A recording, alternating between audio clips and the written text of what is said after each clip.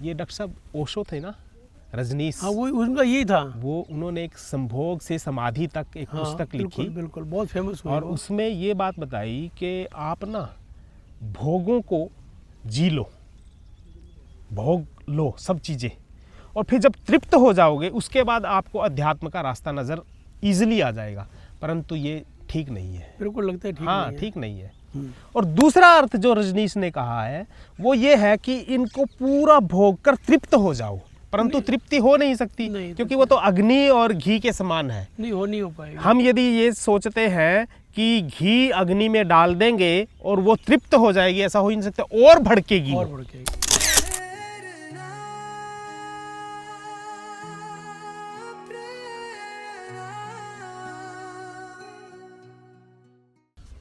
प्रसाद जी प्रणाम। नमस्कार सर। प्रसाद जी, मुंडकोपनिषद पे चर्चा करते अपने को कई दिन हो गए। हाँ, ये मेरे को पूरा- लगता है बस अब थोड़ा ही भाग रह गया, नहीं, पूरा कर देते हैं बस आज। तो आज उसके भी छोटा सा चर्चा ही। हो जाए। हाँ जी, हाँ जी, हाँ जी। ये जो तृतीय वो चल रहा है मुंडक, उसका जो द्वितीय खंड है वो पूरा हो जाएगा बस ये। हाँ, ये क्योंकि अंगीरा ने लास्ट में शौनक को ये बातें बताई। ये शौनक ऋषि का कितना नाम आता है हाँ शास्त्रों जी, में, हाँ जी, हाँ जी, हाँ जी। जगह जगह शौनक ऋषि का, हाँ जी, शौनक हाँ जी। ऋषि का। मतलब कि ये जो परमात्मा के संदेश के वाहक बन के आए। हाँ, जो कथा शुरू की सबसे पहले, तत्व ज्ञान को कथा में ढालने का जिन जिन ऋषियों ने प्रयोग किए, तो उसमें शौनक जी सर्वोपरि थे। क्या बात। हाँ जी। इसीलिए तो ना, क्योंकि वो अंगीरा जैसे तत्वज्ञानी से ये बातें पूछ रहे हैं, हाँ। ताकि वो आम जनता तक उनकी लैंग्वेज में समझा सके, ये तो सरल बहुत बड़ी करके बात है। समझा सके। इसलिए अनुवादक की भूमिका हाँ, में है। हाँ जी, हाँ जी, हाँ जी। तत्व ज्ञान पूरा जाए, हाँ, जाए रुचिकर वे में, जाएगा। हाँ, ताकि बिल्कुल, आम बिल्कुल। आदमी भी उसको समझ सके। जैसे आपके बोलने में मैं थोड़ा थोड़ा समझ लेता हूँ। ले आप तो हमारे लिए तो आप intellectual वर्ग शौनक हैं। ऋषि के रूप हो। हाँ, हाँ। तो उसमें एक उसमें मंत्र आता है, और वो बड़ा प्रसिद्ध है, नयम आत्मा बलहीनेन लभ्या। ये जो आत्मा और परमात्मा है वो कमज़ोर व्यक्तियों के लिए नहीं है, वो दृढ़ संकल्पी और शारीरिक रूप से भी मजबूत व्यक्ति के लिए है। इसीलिए ना शौनक को अंगीरा दूसरे वे से ये समझाना चाहते हैं कि हमें शरीर को छोड़कर और भगवान की बात करना ये ठीक नहीं है, पॉसिबल नहीं है। हाँ, शरीर भी मजबूत बनाओ और उसको फिर अध्यात्म तक ले जाने के लिए शरीर को माध्यम बनाओ, मतलब माध्यम। और शरीर यदि निरोगी होगा तो ही हम भगवान की और उसकी बात कर ये तो सकते चित्त हैं। लगेगा ही नहीं। तो इसमें दो बातें उन्होंने बताई कि जब मनुष्य किसी की कामना करता है, एक तो तब प्राप्ति होगी भगवान की, और एक ये है किसी की कामना, हाँ, किसी मतलब वस्तु की, या किसी क्या? वस्तु की, किसी व्यक्ति की, संसार की चीज़ों की जब कामना करेगा तो उसके मन का एक अभ्यास हो जाएगा कि इनकी कामना की पूर्ति के लिए जो रास्ता उससे मैंने जुड़ना अपनाया जरूरी है तो उसको भी मैं उस तरीके से पा सकता हूँ। इस तरह से है। हाँ, वो समझाने का एक रास्ता है।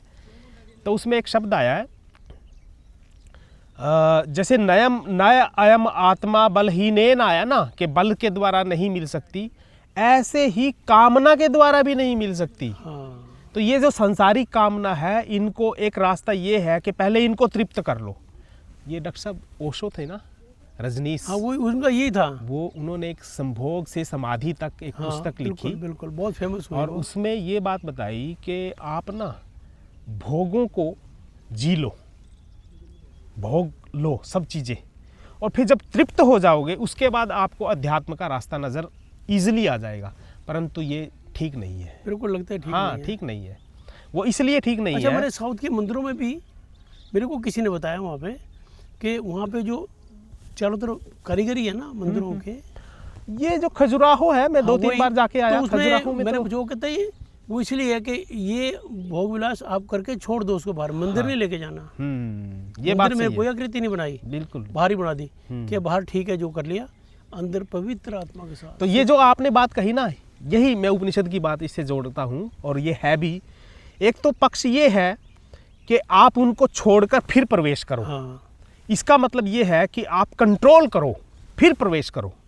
और दूसरा अर्थ जो रजनीश ने कहा है वो ये है कि इनको पूरा भोग कर तृप्त हो जाओ, परंतु तृप्ति हो नहीं सकती नहीं, क्योंकि वो तो अग्नि और घी के समान है। नहीं हो पाएगा। हम यदि ये सोचते हैं कि घी अग्नि में डाल देंगे और वो तृप्त हो जाएगी, ऐसा हो ही नहीं सकता, और भड़केगी और भड़केगी।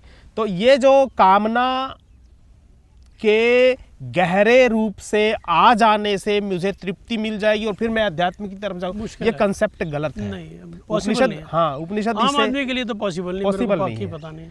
उपनिषद इससे अलग बोलता है। उपनिषद कहता है कि आपको हर प्रकार का तप वो चाहिए, उससे जीतना है इसको। हाँ, विकारों को जीतना है तप के माध्यम से, फिर आप ईश्वर की प्राप्ति की कामना करो। हाँ, और फिर वो जो तरीका बताया उन्होंने, वो तरीका बताया पूरे उपनिषद का निचोड़ संन्यास वृत्ति से, कि जब आप त्याग और तपस्या से वो बल प्राप्त कर लोगे, जिस बल के बारे में कहा है बलहीनेन न लभ्यः, उस बल के बिना आप उसको नहीं प्राप्त कर सकोगे, तो वो संन्यस्त होकर उस संन्यास का जो बल है उससे फिर परमात्मा की प्राप्ति हो सकती है। अल्टीमेट सारे का सारा उपनिषद का निचोड़ संन्यास की तरफ चला गया, मतलब कि त्याग और तपस्या की तरफ चला गया।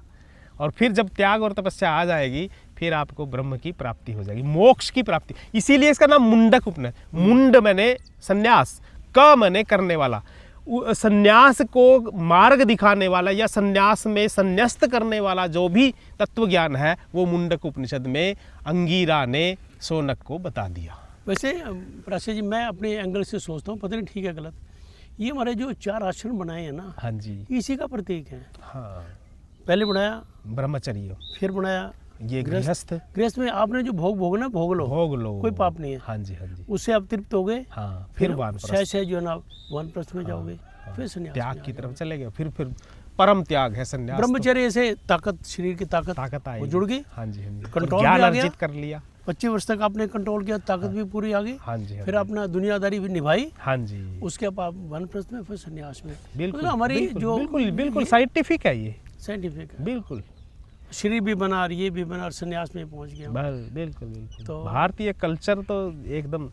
और फिर लास्ट में किसका धन्यवाद करें जिसने ये लिखा होगा, हाँ, किया होगा, किनका धन्यवाद करें? हाँ जी, बिल्कुल। मतलब और लास्ट में ना मुंडक उपनिषद जब पूरा हो जाता है तो फिर ऋषि अंगीरा शौनक के साथ फिर परब्रह्म की प्रार्थना करते हैं। ओम भद्रं कर्णेभिः शृणुयाम देवाः, भद्रं पश्येमाक्षभिर्यजत्राः, स्थिरैरङ्गैस्तुष्टवांसस्तनुभिः, वैशेम देवहितं यदायुः, ऐसा बोल के और उपनिषद पूरा कर देते हैं। हमारे यहाँ जो ये यज्ञ हवन करते हैं, हाँ जी, उनमें भी ये मंत्र ऐसे बोलते हैं। ये मंत्र, हाँ, ये क्योंकि ना जो हमारे उसको ये मानते हैं कि इसके बाद हमारी कामना जो है ना पूर्ण हो जाएगी।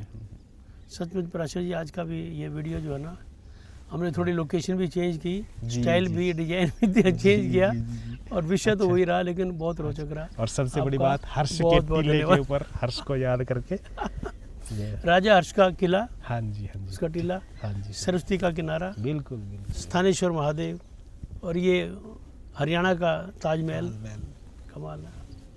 बहुत बहुत धन्यवाद।